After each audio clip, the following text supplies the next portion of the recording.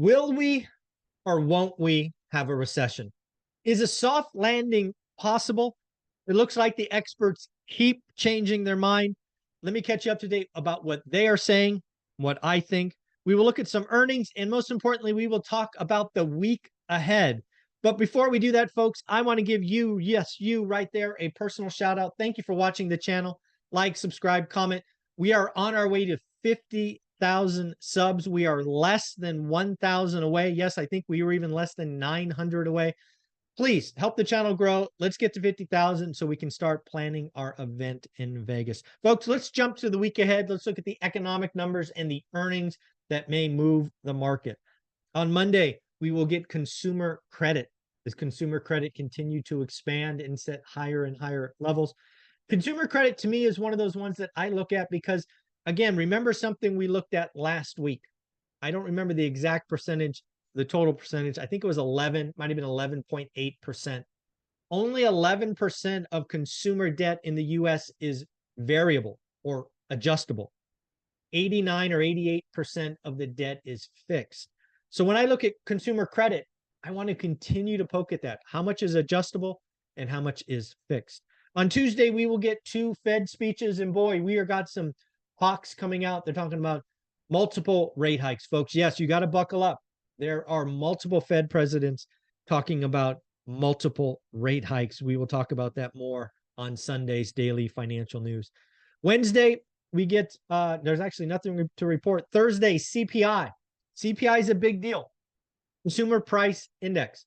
This is the second of 2 things that could move the market and move the market in a big way. I believe there's a chance, in a very, very good chance, that we break trend. What is trend?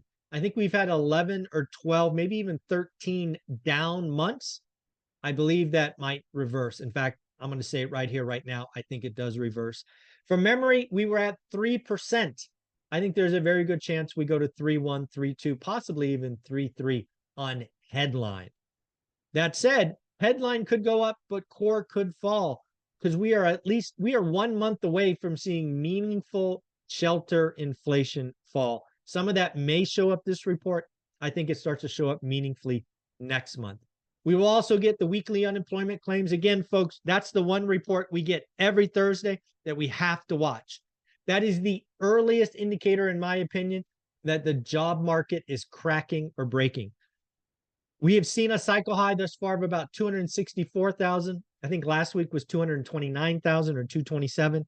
So again, we don't get concerned until it's over 300,000 and really, frankly, 325,000. And then Friday, we will close it out with PPI, Producer Price Index. What is going on with that? Again, think about that as the wholesale prices. And finally, consumer sentiment. On the earnings front, it's going to be another busy week.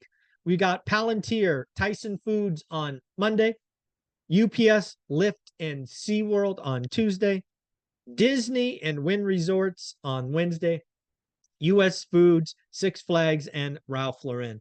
Why are these numbers in here? Some of these are high-flying tech companies that are very momentum-based. Some of them are consumer. A lot of them are consumer-based, foods-based, and some of them are experiences. I think looking at this collection will tell us a lot about tech, a lot about consumers, and a lot about services. So what about this recession call? We have had many experts kind of retreat on that.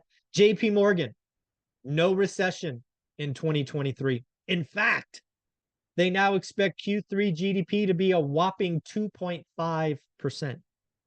Jefferies, we still expect a recession, but it's delayed. It won't be till 2024. So again, lots going on. As you know, I made an incorrect call that I thought the recession would start in Q2. Clearly did not.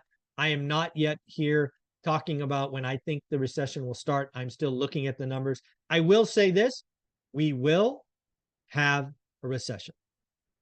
The question is when. Recessions are a natural part of the business cycle. And I think what we may be going through is a quote unquote successful soft landing where we grow below trend, but don't go negative. And it's because of what we've talked about on this channel. It's the rolling recession. It's the white collar recession. It's the bottom 50% of wage earners getting meaningful raises. It is people with fixed rate debt versus variable rate debt. It is people moving to new locations with their incomes and living quite well.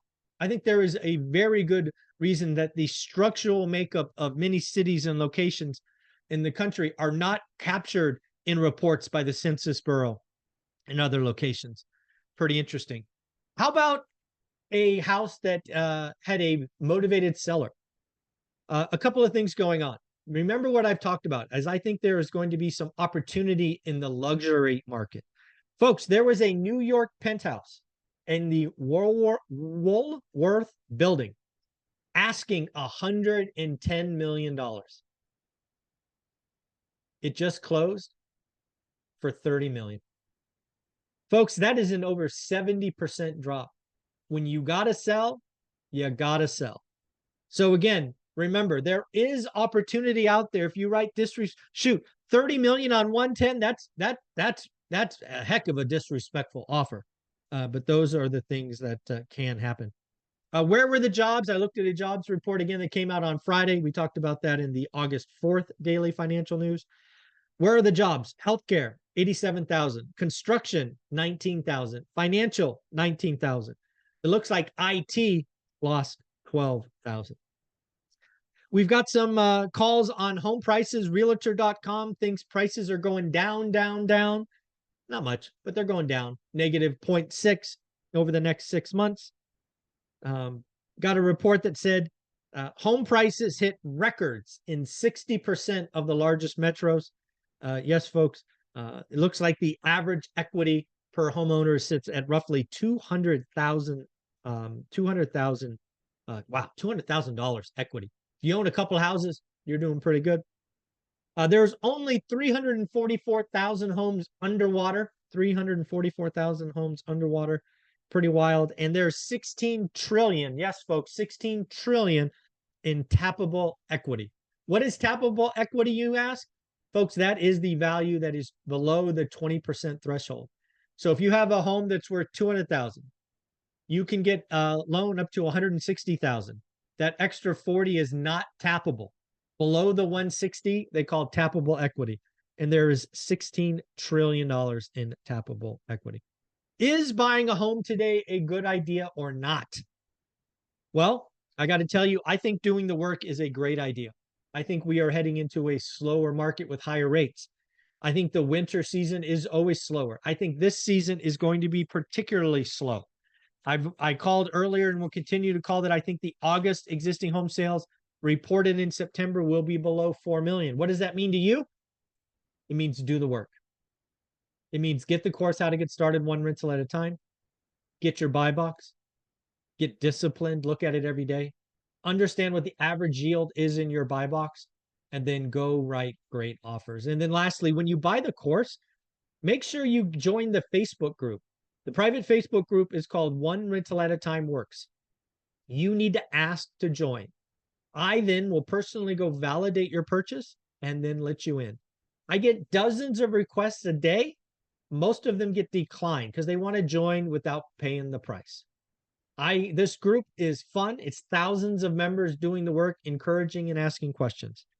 Folks, you need to get ready. Are you interested in real estate investing? Or are you obsessed? I'm here to help you if you're obsessed. How to get started one rental at a time is ridiculously cheap at $3.99. I will give you $100 in bonuses, 2 free courses. I'll get you in the Facebook group for free. I don't know what else to do for you. Buy the course today, $3.99. Let's get started. Thanks, everyone. Bye.